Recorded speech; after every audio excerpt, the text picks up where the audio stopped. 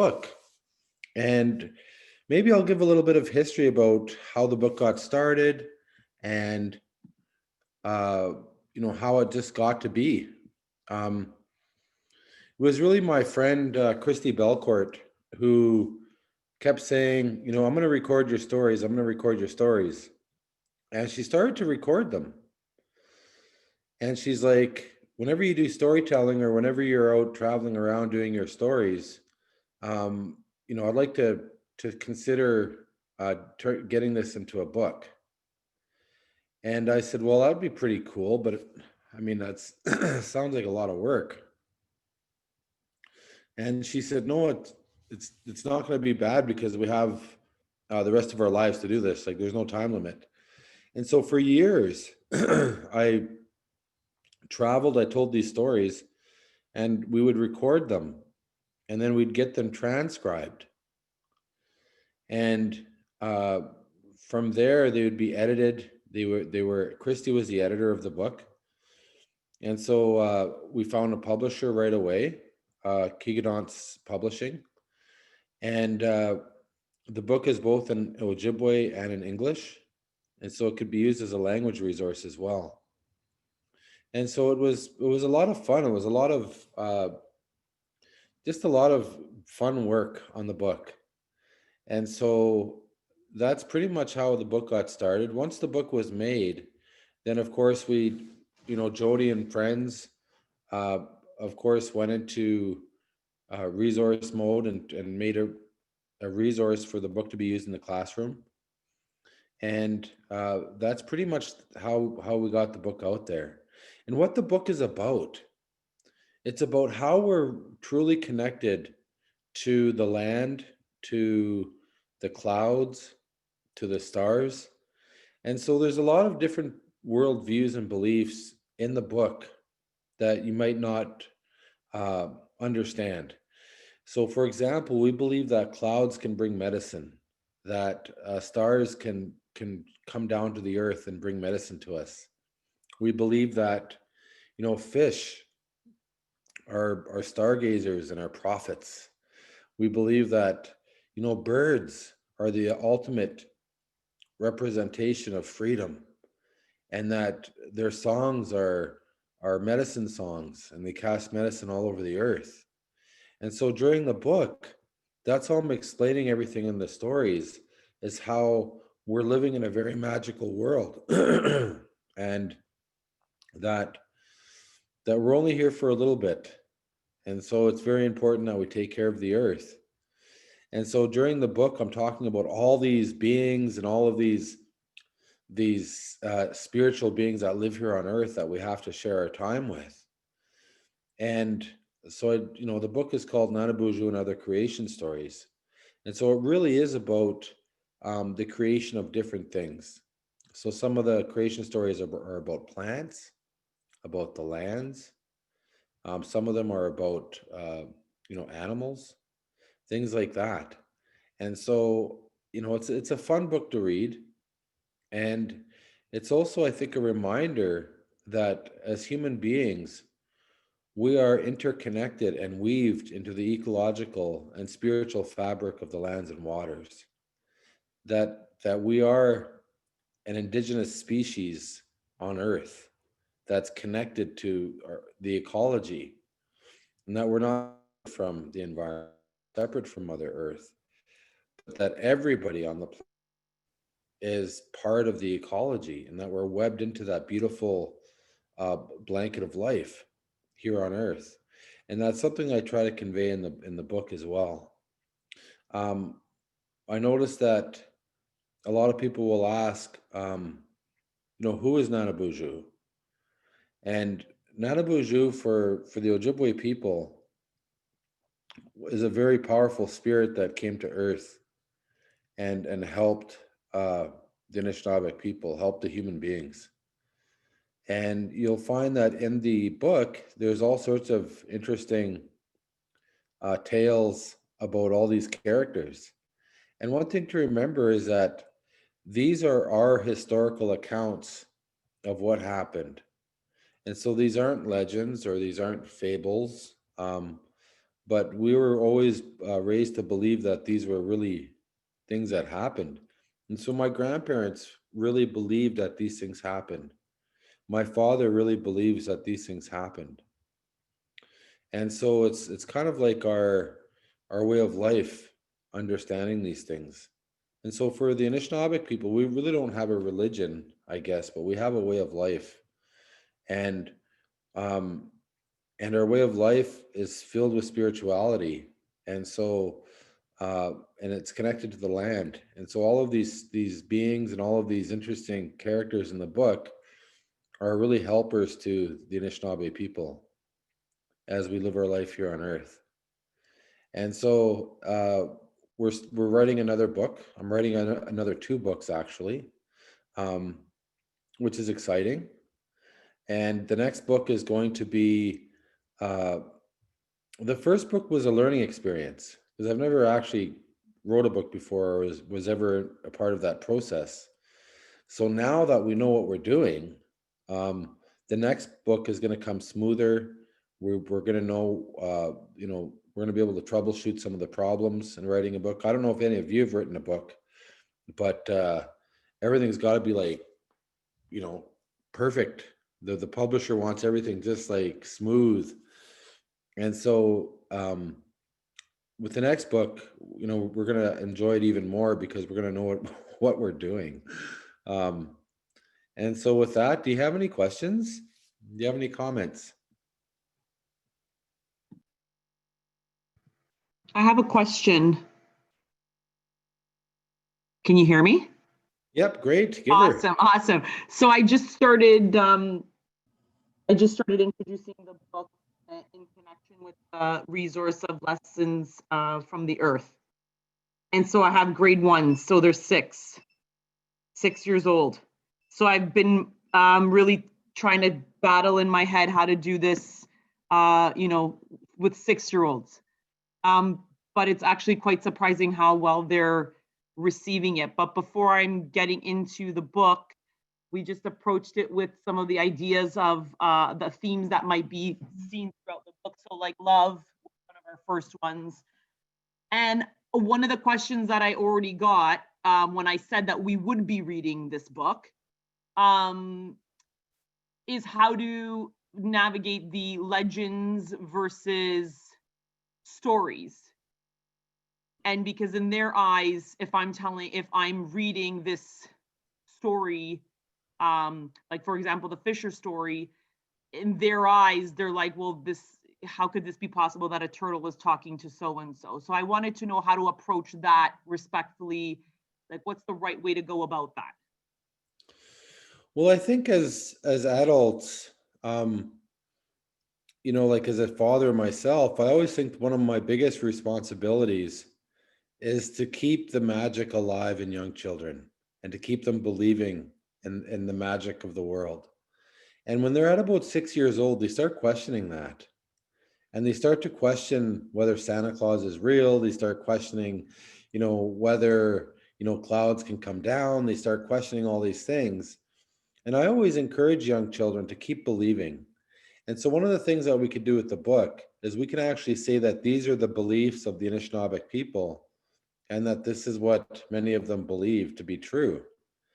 And so it kind of leaves the door open for them to believe or not believe. But I think as adults, as a parent, I always encourage my daughter to keep believing because right now we need believers. We need people to believe that this world is a very great, beautiful place that's full of energy and it's full of magic and it's full of beautiful and that it's alive and that it's full of spirit. And, and that's something I think we never want our kids to let go. And so I think that's one great thing about the book is that it keeps it going. It can keep it going. And I know at 6 years of age, we're at that crossroad where it's like, I don't, what's make believe, what's real, what's not real.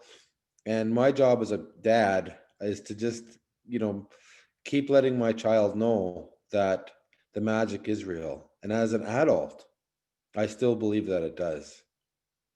And so that's my product. That's the book. that's what I believe in. That's why we made the book, was so that we could, get people to think, to challenge their worldview on what reality is. Because I remember as a child growing up in the forest and living on the land. And I lived in the bush probably right till I was about, like, in my early 30s. I was like always living in the bush. I always lived off the land. And having such a strong connection to the land helped me realize and believe that this there is magic out there. There is a beautiful, amazing spirit of this land that communicates with everything, and that everything is alive and everything does have a spirit, and that we are connected. We're woven into this beautiful blanket of life, and it's through this sacred connection, that we have a responsibility for the lands and waters. We have a responsibility to the earth, and that there is no difference between ecology and economy. It's one and the same. You have to have a very strong, diverse ecology to have a strong economy. And I think our worldview of economy needs to change. Our worldview of success needs to change.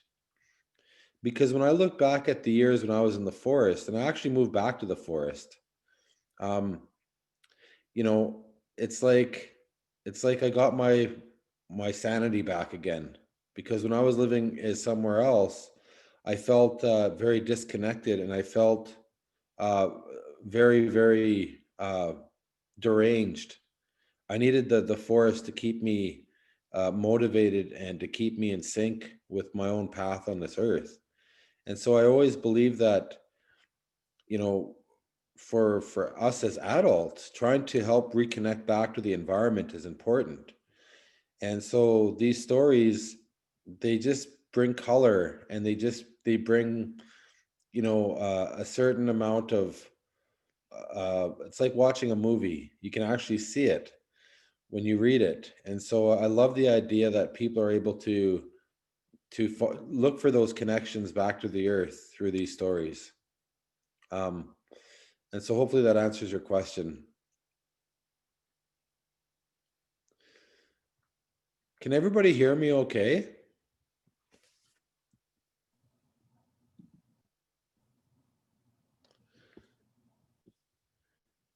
Yes, yes. Hi, Christina. How are you? Hi, thanks for answering my question. Yeah. Are there any other questions? This is just a very informal thing. So, I mean, you can just ask questions, just shoot away. I've got lots, but I'll wait till everybody else asks, just because I started this inquiry stuff now. So I'm sure others have. I'll come back after and ask more. Okay, great. Christina, how are you doing? Do you have any questions? It's always good to see you when you're tuned in.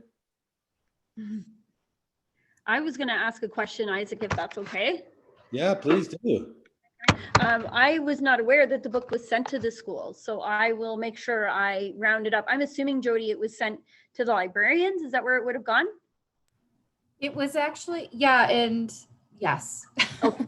I'm assuming Okay. that's because you know how it is. We mail it out. Now it got mailed out last week, so it could be that it hasn't arrived yet. Okay. Yeah. I So- teach grade 1, so I'm very interested in using the book in the classroom. I know that when it comes to telling Indigenous stories, sometimes there are things that are appropriate or inappropriate. Is there anything I should know before presenting the stories or reading the stories or doing the stories with my class? Or can I just sort of follow along with the book and do that? I don't even know. Like I live in a different planet sometimes, where I'm like let's get rid of all the police in the world and let's just read the book, you know. Let's just have some fun. I think that the intention of the book was to really try to open the minds and the imagination of the magic that exists here on earth. And who wants to police that? You know, Okay. the main thing is just to ensure that, you know, remind the young people that these are the beliefs of the Anishinaabe people, and that whoops, everybody's trying to call me now. Nobody called me all day. As soon as I come on this thing, everybody wants to call. The whole world is trying to call me right now. I think the important thing is to remind the young people that these are the stories of the Anishinaabe people, and that this is our history, as opposed to fables or things like that. Because as Okay. soon as we call them fables or legends, then they get automatically put into the not real category. Mm-hmm. And the idea is to to show that tree is alive and it's real and it has the spirit, and it's amazing and it's brilliant, and it talks to other trees, and that trees are nations, you know. So that's the idea, or the purpose of the book, is to try to get the reader's imagination to believe. Excellent. Okay, well, hearing it straight from you, I think gives me a better idea in how you as the storyteller wants it to be presented to the students. So I will find the book and use it in my classroom. Thank you. Awesome. And the other thing too is that we also organize virtual visits with Isaac into classes. So if you're interested in that, you can email me after, and we can, depending, what grade do you teach again? I teach grade 1. Okay, so we We're have, We're very early in the stages of understanding Indigenous people, and because this is all new to them at this age group. So, but that's certainly something I would like to do a little bit down the road for sure. what a great introduction. I think it's a beautiful way to bring in this this way, especially with the little ones. We actually have 2 live streams for K to 4 happening with Isaac. So again, anyone who's interested, if you want to join in on that, just send me an email and I'll give you the details as to when those are happening. And so it'll be, Isaac will be sharing a story right directly into your classes, and the kids will, if we have time, they can ask questions and have some interaction in that way. That'd be wonderful. Okay, thank you. And maybe this, well, before I talk about the resource, is there anyone else that had a question? If I might just add something, Jody, I have 3 great passions in this world. That's my family, that's the bush, that's the land, and it's storytelling to kids. That's what I love the most, is actually storytelling to kids. I don't do it enough. And ever since COVID started, you know, it's been different. But before, I used to travel all over North America as a storyteller. So I would actually tell these stories live to kids, and it was a really amazing thing. And you know, I'm very blessed and very honored to be able to be a storyteller. And so, of course, if you do want stories for the kids, sometimes it's better to just tell stories to the kids. You know, we have so many webinars on all these things all the time. Let's just tell stories to kids. I think it's better that way. But anyway, more questions. I don't know. Can you hear me? I can hear you. Awesome. I don't know if this is a silly question or not, but we're gonna start with the Fisher story first, and then move into your book. Now, I would need to start off with introducing them to who Nenaboozhoo is. But your recount in the book, like, I couldn't read that really word for word to grade 1. Is there a particular part of that introduction that I could just do a snapshot of who he is, as opposed to reading them all of that? Because I think they should know who he is before we read the rest of the stories. Or am I wrong? No, that's a really good question, because not all of the book can actually be read to a 6-year-old. 100%. Yeah, I just picked a couple that I saw right off the bat, but I feel like they would need to know who Nenaboozhoo is before I even start to read those stories to them. You know what, Isaac? Yeah. I think isn't the story, I know it's the story of how the Milky Way was formed, but doesn't that also include how Nenaboozhoo comes to be? It does, but at the same time, the story is not. And she mentioned it that the story is, it's hard to read word for word for the children. No, but we have an animation of it. Do we? Yes, that was the whole, we did the animation of the creation of the Milky Way. Well, there we go then. So I just Um, thought of that now. So you could, so Christina, you could use that animation, which I'll show where to find it in 1 second, as a way to as part of the story as to how Nenaboozhoo comes into this world, and that might work for you. Sounds good. I just didn't want to summarize Isaac's introduction because I was like, I don't even know where to begin with that, and I don't think that's my place to do that. So if there was a simplified version of that to tell the kids.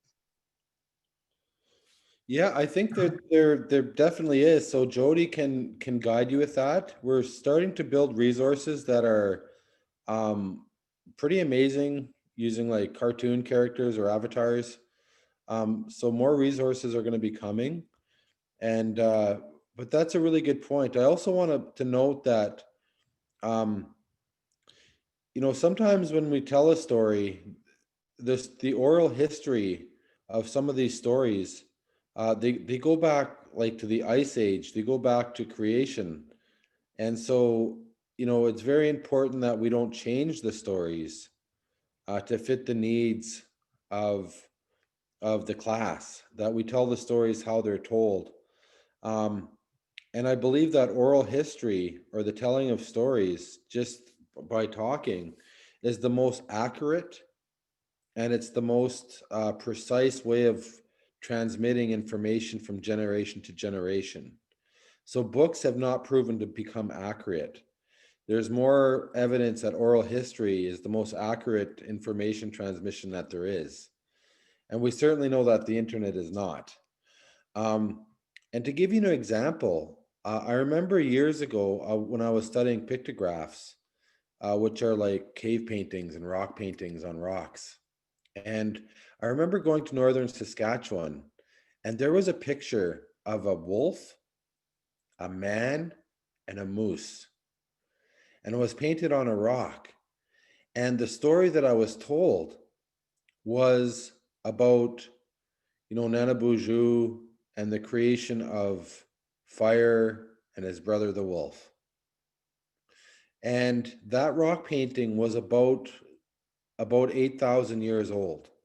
When I went to a place on Lake Superior, there was another pictograph several thousand miles away that was about 4,000 years old.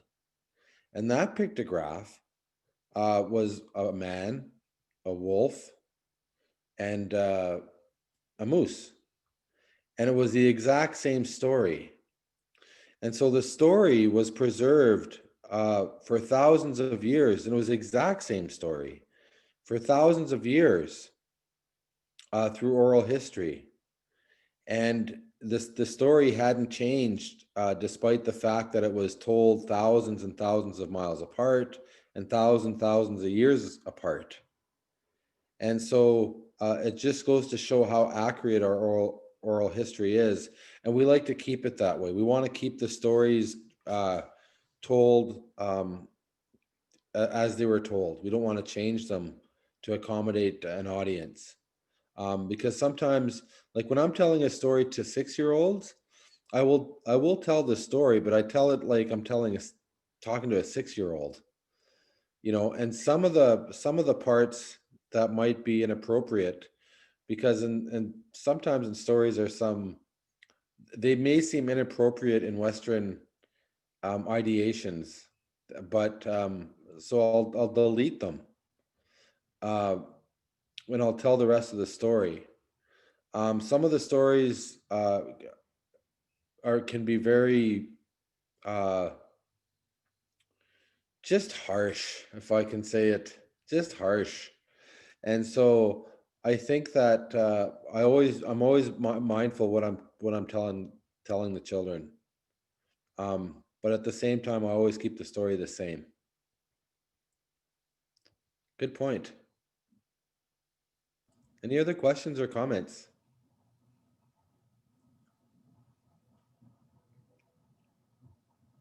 Maybe Jody, do you want to go through the resource a little bit? Yeah, I was just gonna say, why don't we dive into that? Great. Okay, so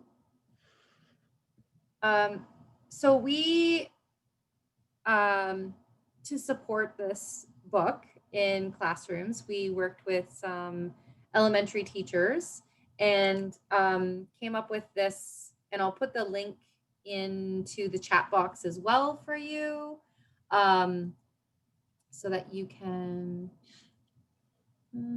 oh, I think I have to exit full screen to get the link. Okay, I'll grab that in a second. But yeah, so we wanted to try and help make some connections and to see where it might fit depending on the grade or the subject area, and just to kind of also showcase how versatile it is to use in your classroom, but also to keep in mind some things to consider.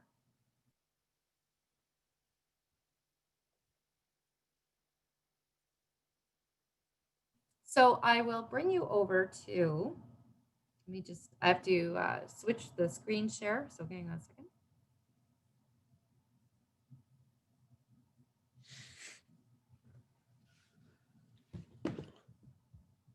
Okay, so if you were to click on this link, this is where it brings you to. So it just gives a bit of an introductions, not at all as nice as hearing it directly from Isaac.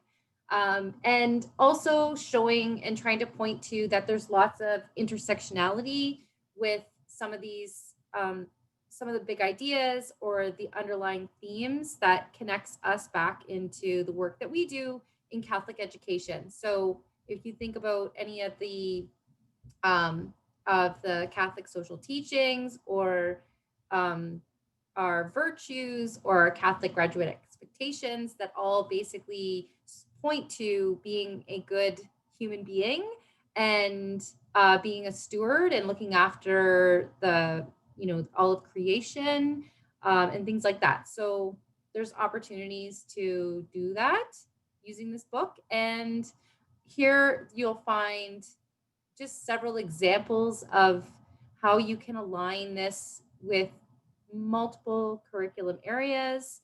So you can look through that.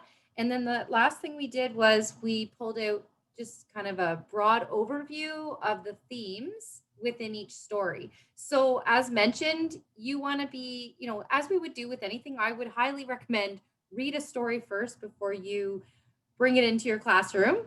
That's just good practice, just to make sure. They're all very short stories. But you want to, again, depending on the grade that you're teaching, just to make sure it's appropriate for that grade. There's a difference between grade 1 and grade 8. So as you can see here, there's lots of short stories.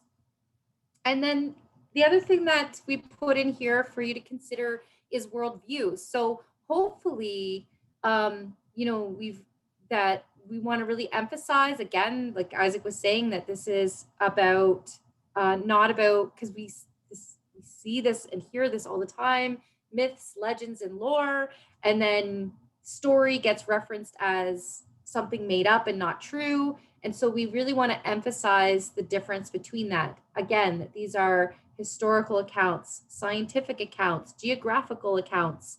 And when we get into this other resource, it really is about a deep connection and intimate knowledge of the land, the stars, and everything in between, and how everything is interacted, is deeply connected with all of those different elements and the animals on the land, and how that forms the basis for understanding our place in the world and our responsibilities and our connections to that.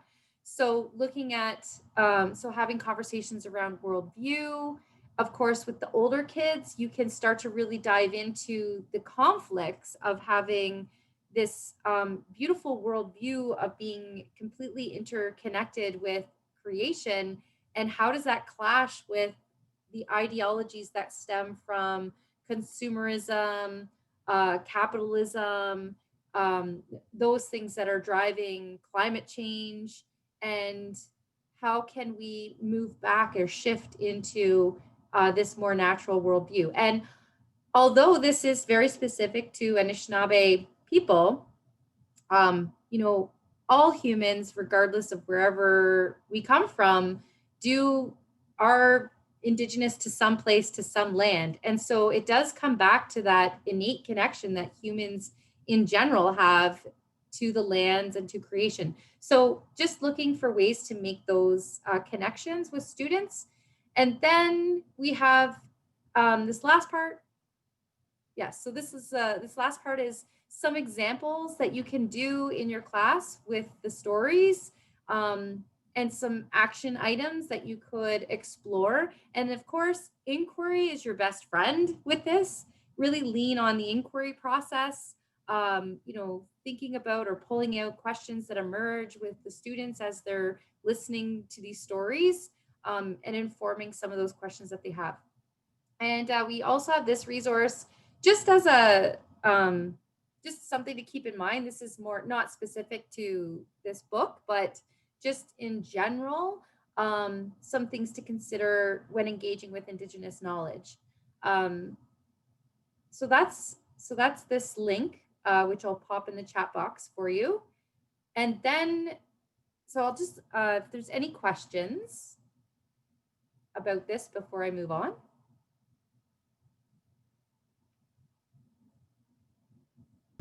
Hi, Jody. Yes. Can this be used for kindergarten classes as well? Yes. Okay. And yep. And yes. That's the short answer. And like I said, if you're using the text, you might want to look for specific stories like that would be maybe shorter, or I don't know. I'm trying to think, Isaac, off the top of my head. Or What maybe would be relate to frames, maybe, what would or be one of them off the top of your head? Can you think of one of them? Well, a lot of the stories, like definitely when you're talking to kindergartens, it is definitely it's different because they evolve so much from kindergarten to grade 1, and they definitely evolve from kindergarten to grade 2. So kindergarten is like they're just starting to understand words and concepts and ideas. But some of them, I think that would be good. Would be like, for example, Nenaboozhoo and the poplar tree okay. would be a nice one. But at the same time, you know, I think, you know, more importantly, after you tell the story, I mean, I wish I could actually tell the story to the kindergartens. I mean, that's Yeah. ultimately would be the better experience than reading out of the book and trying to figure out how to do it. Right. It'd be better if I actually told the kids a story, you know, because then they would get it. And kindergartens, of course, they can only hang in there for so long. And you know, so it's when you're reading a book to like a bunch of kids, like you're theatrical, you're using your voice, you're using your heart, your arms, your hands, you're like even the characters in your voice, you're like is changing as characters come and go. And you know, because we call it Atsukan, which is story, I guess, in a sense, storytelling or telling of spirit. Right. I always believe that, you know, with the kindergartens and the grade 1s, like I always tell them the story with enthusiasm, with I make it comfortable. I get everybody to sit on the floor. Maybe I'll turn the lights off and put on a candle. And, just for like 15 minutes, 20 minutes tops, I'll be able to get them like staring just right at me. And then it's all over, right? And then it's done. But I think for kindergartens, you can read the book to them. But I would say put a lot of emphasis and a lot of character into how you're delivering your read. Okay. And but more importantly, if you can get me in there to tell the story to them, that would be good too. Yeah, and storytelling is a big part of the kindergarten program. So that would be nice if you can come and do like a storytelling, and then they can do their own or dramatic play as well. So yeah, thank you for that. Yes, a lot of times when I'm doing storytelling, I'll get the kids to act out the characters when they're 5 years old. And so if there's, and it's so fun.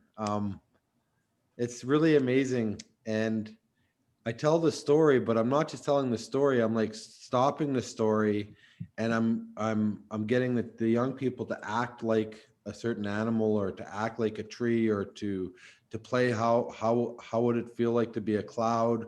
I'll start asking them questions. And so it's not just the story I'm telling them, but I'm also trying to expand their imagination and to get different ideas and thoughts in there and going on.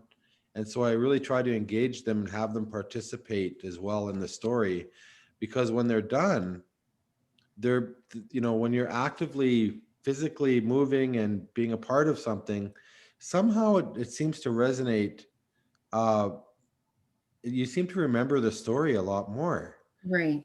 And so I've been doing this long enough now where I've gone back to schools where kids are like, I've told this story like 5-6 years ago, and kids will come up to me and say, I remember every word of that story. I remember you. Your name is Manjanap Kinegego Anabe. And they'll say like, oh my, like they remember. And so I think that with kindergartens, just give them a really good experience, I think is the main thing. Okay. And it'll help them retain the story. Right. Thank you. Yeah. So and maybe so this kind of leads us into the next resource that we're going to share. And this has been a collaboration in the works that was based on the Fisher story that we've mentioned. And it could also be a point where, it's an opportunity to bring a digital version of Isaac into the class. So at least, if you can't have him visit your classroom virtually at this point is what's happening, there is this digital version of him. And then it kind of, at least kids can hear his voice. They can hear, the style of how the story's shared. And then you could follow up with more stories from the book afterwards as well. So I popped in the chat box 2 links. One's to that small resource. It's the bit.ly link, DP Nenaboozhoo. And then the other one here is Lessons from the Earth and Beyond, which I'll share with you now. So this is, so it actually has, is it sharing? Did I put it on? Hold on a second. I don't know what I just shared. Screen 3. I have 3 screens. Isn't that nuts? Okay, so so this actually it started with just Lessons from the Earth, and it's now grown. So there's 3 sections now to this that are quite comprehensive. So the Lessons from the Earth is what we're going to focus on. And it's based on, and the original story was actually filmed. So it was Isaac, the human version of Isaac. But we decided to have a little fun, and we just redid this story in animation. So now it's animated Isaac, just to try and be a little bit more engaging for kids. And when we redid this, because originally this was housed in a different area called Helping Our Mother Earth, or Project Home. And so we kind of gave it a little bit of a facelift, and also showed how it can be used in an online classroom as well. So we'll, so let me switch, I'm going to switch over so I can take you to the actual site. Hang on a second.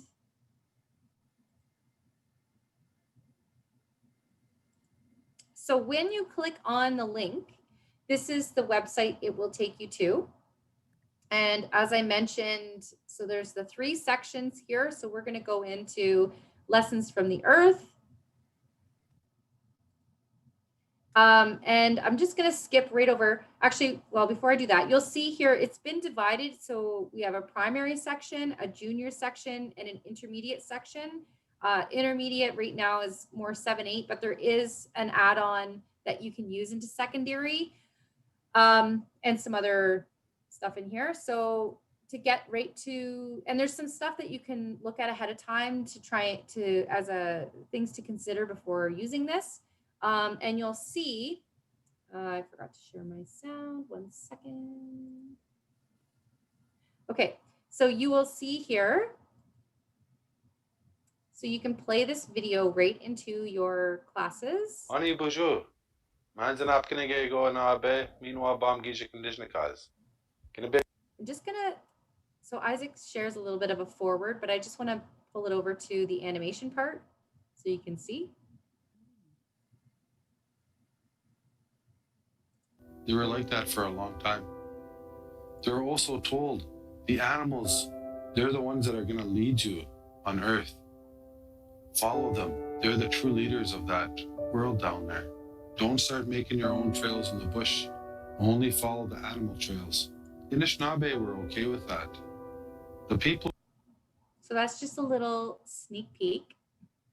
So then you can, now we did originally have this available on iBooks. It's the older version of it, but it's still there if you have an Apple device. If not, everything is web-based here. So we'll dive into the primary. Actually, maybe we'll go to, I'll show you the junior only because there's a little extra thingy in here. They all kind of follow the same format. So there's 7 big ideas that we take out of the Fisher story. And I mean, you could take more ideas out. It really is unlimited, but each of these get kind of expanded on, and the activities that are connected to these big ideas are different in each of those divisions. So each division focuses on, for example, Zhuenjige, which is walking with a good heart, but the activity is catered to a primary audience for kids versus, say, a junior audience. So each one has this format in it. It gives the little teaching behind it. And then there's also a video, which is Isaac sharing the teaching. So we did this so that it takes the pressure off the teacher worrying about appropriation or saying things that you're not familiar with, or getting into an area that you don't know about. And so you can just play this right into your class. You can download the PDF that talks about, this is the actual activity, actions and consequences. There are other related videos in this that connect to the same concept. And then this section here is examples of what you could do in your online classroom. So typically online classrooms are set up with a content section. So you can pop any of this in there, a discussion section. So there's some suggested questions you could ask, an assignment section, and more. So each one has, it goes on like this for each one.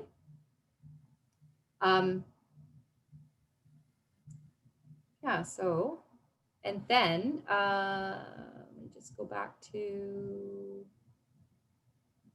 oh, I wanted to show you this next part. So actually, before I jump to the next section, is there any questions around this?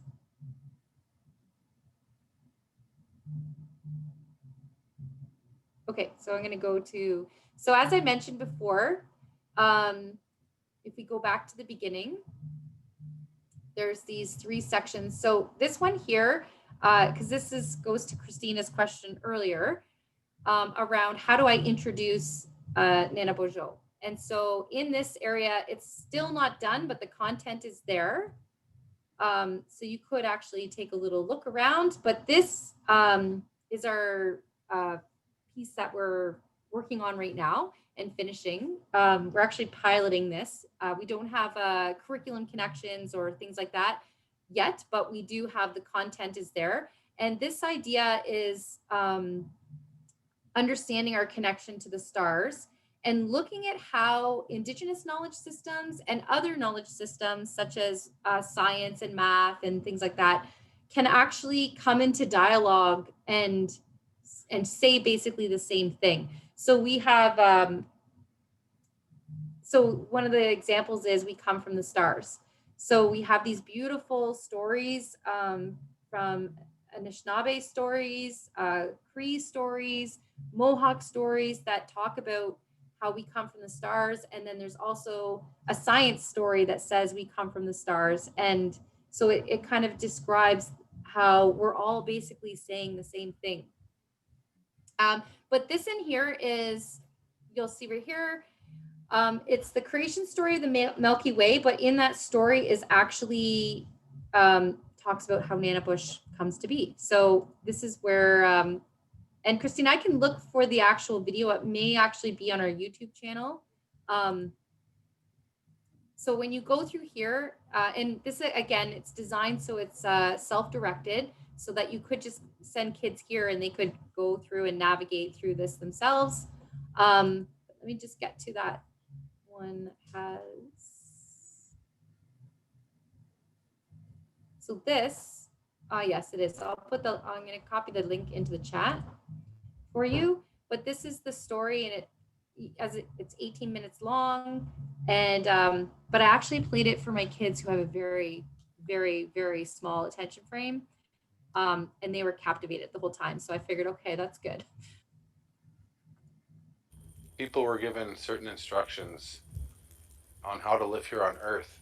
They believed that our people come from the stars and that we were lowered down here. And that's actually what our word for Anishinaabe, what it means, being lowered down. I remember years ago as a child, I used to hear the old people tell me stories about the stars. So it goes on and gets into how Nanabush comes to be.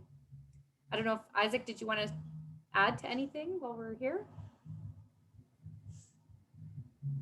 Yeah, I find that you'll be able to just surf through these resources and just find so much information and so many cool, so much cool information that it's quite easy to get lost in it. And a lot of it is very fascinating, like, and it's very interesting.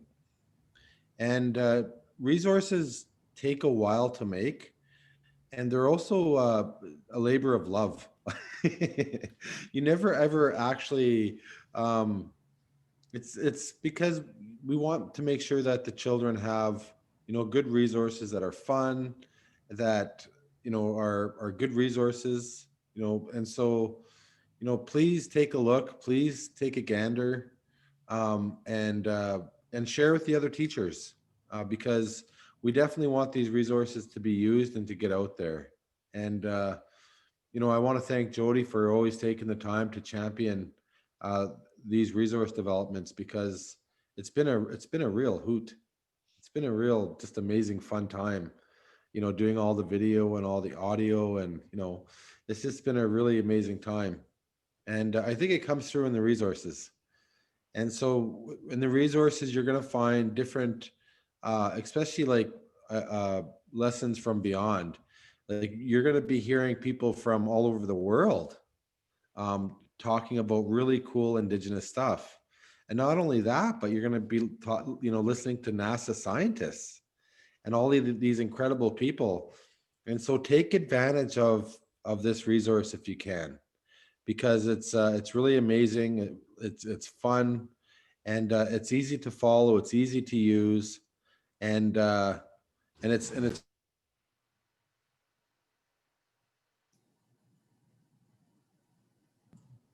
You just muted yourself, perhaps for a reason. Oh, there you go. I'll be right back. I'm just gonna turn the light on. Yeah, I was gonna say it's starting to get dark in there.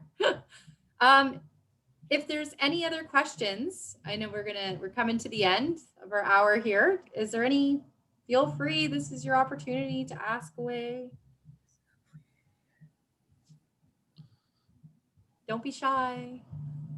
Yeah, you're not even allowed to be shy because I got on here and so did for like a whole hour. A whole hour. Are we So- allowed to have you read more than one story to the class? Like if I'm doing this inquiry, I'd rather have you reading it than them listening to my voice that they hear every day, all day. The Does it have chances to be- are I would just freestyle the story because I know the stories. And Right. so I wouldn't be like reading the book, I'd be just telling the story. Which is way better than me doing that. I mean, that's debatable. I think you're a really good storyteller. But definitely I would just freestyle the story. Definitely hearing the story like being told is better than reading, like especially for little ones. Sometimes it's better just to have somebody tell them the story. So Christina, so the primary live streams, we have 2 right now with possibly looking at 2 more sessions with everyone. So I can put you in with that group because we had put out requests for virtual visits, and I think you're in that group. I think actually. Yeah. I have So a virtual one.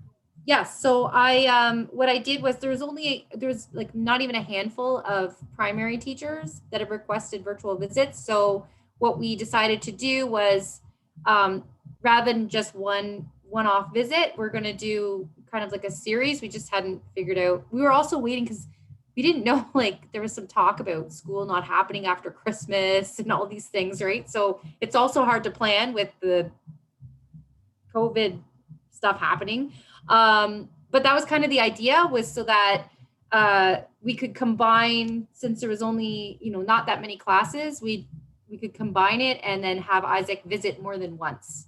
So that was the plan for that. But for any of you here, if you had not done that virtual visiting request, that's okay. Just send me an email and we can get you coordinated for some visits, virtual visits. And also I have an email group called the Indigenous Education Group. It's just anyone who's on it, it's BCC'd, but I put out, if you'd like to be added onto that group, again, send me an email, just say, Jody, please put me on your email group and I'll add you on, and then you'll get, probably I send information maybe about once a week about events or new resources or anything relevant to Indigenous education. I send out that way.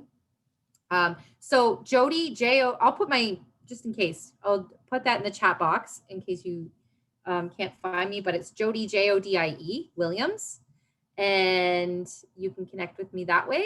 And Isaac, in wrapping up, is there anything else you'd like to share in closing?